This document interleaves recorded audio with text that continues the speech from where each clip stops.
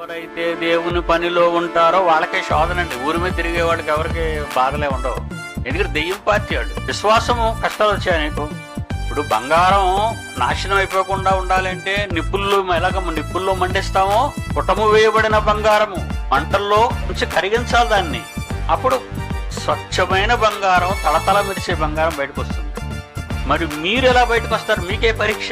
మిమ్మును శోధించుటకు మీకు కలుగుచున్న అగ్ని వంటి మహాశ్రమను గూర్చి మీకేదో వింత సంభవించినట్లు ఆశ్చర్యపడకండి. అగ్ని వంటి మహాశ్రమ. బంగారం కాల్చబడాలి, మీరు కాల్చబడాలి. మిమ్మల్ని కాల్చేస్తే ఈ నిప్పుతో తగలట్టకూడదు. మిమ్మల్ని భర్త వలన బాధలు, పిల్లల వలన బాధలు, తర్వాత భార్య వలన బాధలు, బంధువుల వలన బాధలు, అప్పుల బాధలు, కోర్టు బాధలు, తగాదాలు బాధలు, ఇవన్నిట్లో నుంచి మీరు బయటకు రావాలి.